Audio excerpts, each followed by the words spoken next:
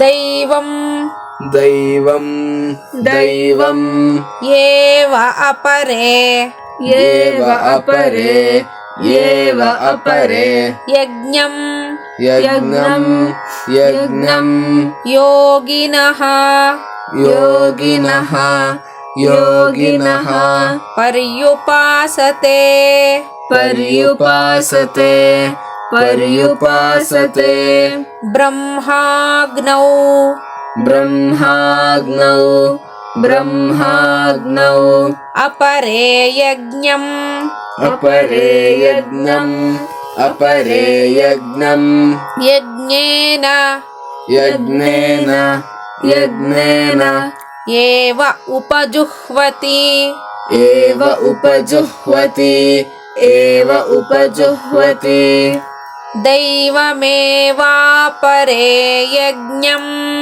दैवमेवापरे यज्ञम् दैवमेवापरे यज्ञम् योगिनः पर्युपासते योगिनः पर्युपासते योगिनः पर्युपासते ब्रह्माग्नावपरे यज्ञम् ब्रह्माग्नावपरे यज्ञम् ब्रह्माग्नावपरे यज्ञम् यज्ञेनैवोपजुह्वति यज्ञेनैवोपजुह्वति यज्ञेनैवोपजुह्वति दैवमेवापरे यज्ञम् योगिनः पर्युपासते दैवमेवापरे यज्ञं योगिनः पर्युपासते दैवमेवापरे यज्ञं योगिनः पर्युपासते ब्रह्माग्नावपरे यज्ञम् यज्ञेनैवोपजुह्वति ब्रह्माग्नावपरे यज्ञं यज्ञेनैवोपजुह्वति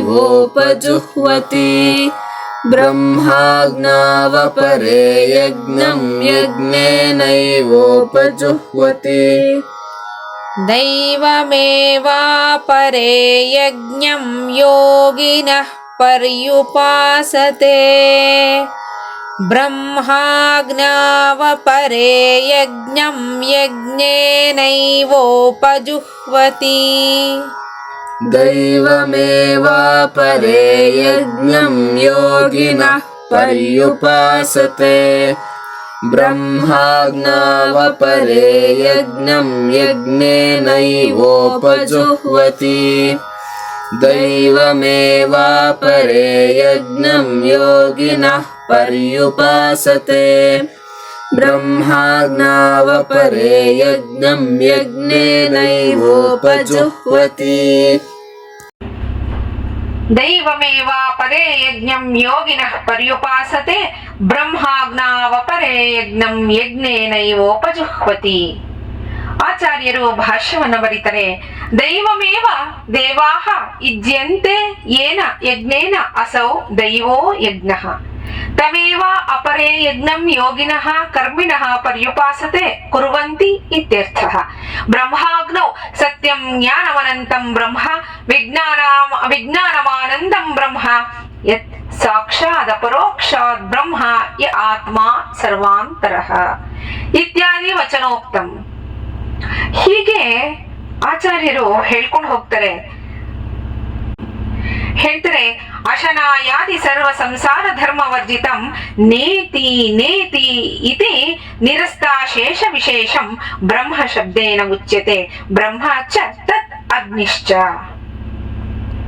ಹೀಗೆ ದೀರ್ಘವಾಗಿ ಭಾಷ್ಯವನ್ನ ಬರಿತಾ ಹೋಗ್ತಾರೆ. ಸ್ನೇಹಿತರೆ, ಯಜ್ಞಗಳು ಅಂತ ಹೇಳ್ತಾರೆ, ಕೇಳಿದೀವಿ ಅಲ್ವಾ? ಅದನ್ನ ದೈವಯಜ್ಞ, ಮನುಷ್ಯಯಜ್ಞ, ಪಿತೃಯಜ್ಞ, ಭೂತಯಜ್ಞ ಹೀಗೆಲ್ಲ ಹೇಳ್ತಾ ಹೋಗ್ತಾರೆ. ಇದು ಭಗವಂತ ಇಲ್ಲಿ ದೇವಯಜ್ಞದ ಬಗೆಗೆ ಹೇಳ್ತಾನೆ.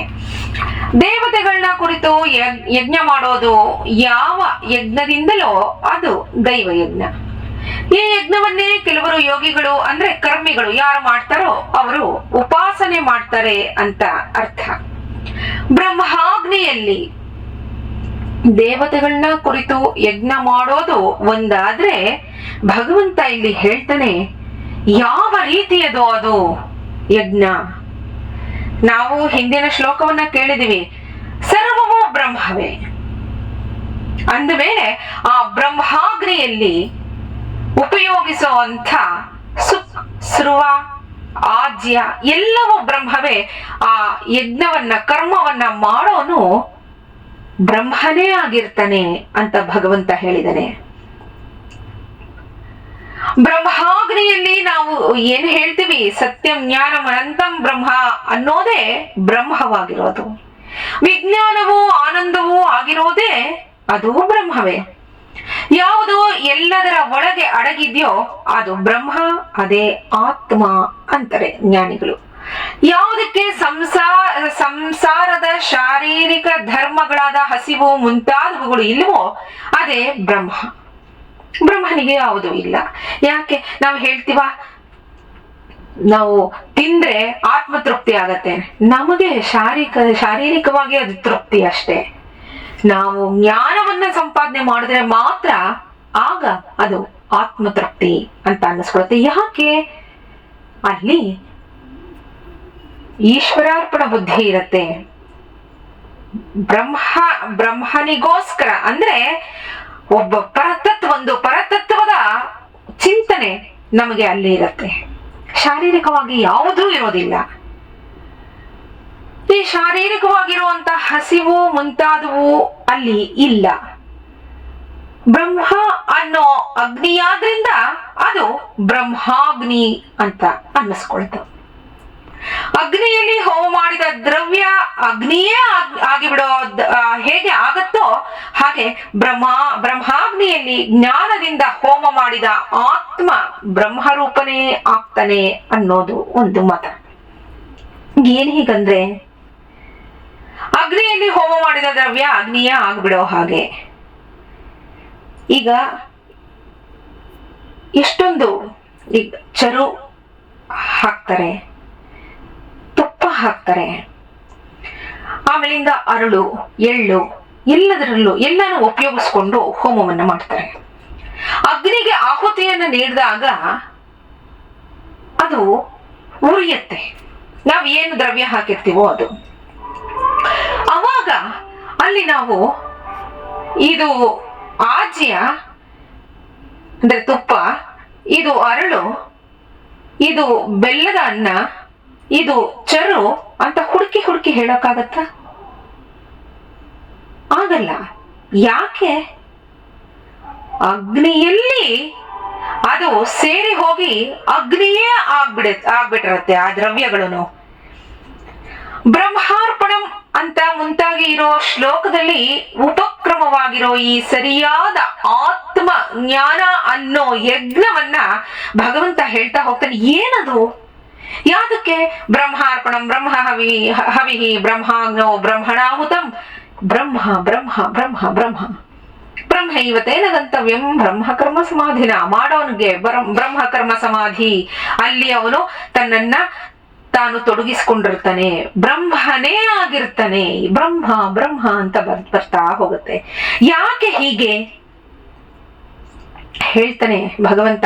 ಶ್ರೇಯಾನ್ ದ್ರವ್ಯಮಯಾದ್ ಯಜ್ಞ ಜ್ಞಾನ ಯಜ್ಞ ಅಂತ ಹೇಳ್ತಾನೆ ಅರ್ಜುನ್ಗೆ. ಪರಂತಪ ಅಂದ್ರೆ ಶತ್ರುಗಳಿಗೆ ಶತ್ರುಗಳಿಗೆ ತಾಪವನ್ನ ಉಂಟು ಮಾಡೋ ಅರ್ಜುನ, ದ್ರವ್ಯಮಯವಾದ ಯಜ್ಞಕ್ಕಿಂತಲೂ ಜ್ಞಾನ ಯಜ್ಞ ಹೆಚ್ಚು ಒಳ್ಳೆಯದು ಅಂತಾನೆ. ಏನ್ ದ್ರವ್ಯಮಯವಾದ ಈಗ ಹೇಳಿದ್ದೇನೆ, ಈ ದ್ರವ್ಯಗಳನ್ನ ನಾವು ಹಾಕಿ ಹೋಮ ಮಾಡ್ತೀವಿ. ಈ ದ್ರವ್ಯಗಳನ್ನ ಹಾಕಿ ಹೋಮ ಮಾಡ್ತೀವಿ. ಅದು ಅದನ್ನ ಆ ದೇವತೆಗಳನ್ನ ಯಾರನ್ನ ಕುರಿತು ಹೋಮ ಮಾಡಿರ್ತೀವೋ ಆ ದೇವತೆಗಳು ತಿಂತಾರೆ ಅಂತ ಹೇಳಕ್ಕಾಗಲ್ಲ, ಹೇಳಬಾರದು ಅಂತ ಹೇಳ್ತಾರೆ. ಯಾಕೆ ಅಂದ್ರೆ ನಾವಿವಾಗ ಪರಮಾತ್ಮನ ಎದುರಿಗೆ ದಿನನಿತ್ಯವೇ ನೈವೇದ್ಯ ಮಾಡಿದ್ರೆ ಪರಮಾತ್ಮ ನಮ್ಮ ಎದುರಿಗೆ ಬಂದು ಕೂತ್ಕೊಂಡು ತಿಂತಾನ? ಇಲ್ಲ. ಆಗ್ರಹಣದಿಂದ ಸ್ವೀಕಾರ ಮಾಡ್ತಾರೆ ದೇವತೆಗಳು ಅಂತ. ಇದು ಹಾಗೆ ದೇವತೆಗಳು ಆಗ್ರಹಣದಿಂದ ಅಂದ್ರೆ ಆ ವಾಸನೆಯಿಂದ ಅವರು ಸ್ವೀಕಾರ ಮಾಡೋದೇ ಆ ದ್ರವ್ಯಗಳ ಒಂದು, ನಾವು ಏನ್ ಹೇಳ್ತೀವಿ, ದ್ರವ್ಯಗಳನ್ನ ಹವಿಸನ್ನ ಹಾಕ್ತಿವಿ, ಆಗ್ರಹಣದಿಂದ ಅವರು ಸ್ವೀಕಾರ ಮಾಡ್ತಾರೆ. ಅದನ್ನ ಹೇಳ್ತಾನೆ ಭಗವಂತ, ಅರ್ಜುನ ಆ ಯಜ್ಞಕ್ಕಿಂತ ನೀನು ದ್ರವ್ಯವನ್ನ ಹಾಕಿ ಏನು ಯಜ್ಞವನ್ನ ಮಾಡ್ತೀಯೋ ಆ ಯಜ್ಞಕ್ಕಿಂತ ಈ ಜ್ಞಾನ ಯಜ್ಞ ಅನ್ನೋದು ಹೆಚ್ಚು ಒಳ್ಳೆಯದು. ಹಾಗಾದ್ರೆ ಜ್ಞಾನ ಯಜ್ಞ ಹೇಗೆ ಮಾಡಬೇಕು ಮುಂದೆ ಹೇಳ್ತಾ ಹೋಗ್ತಾನೆ ಭಗವಂತ. ನಾಳಿನ ಶ್ಲೋಕದಲ್ಲಿ ನೋಡೋಣ. ನಮಸ್ಕಾರ.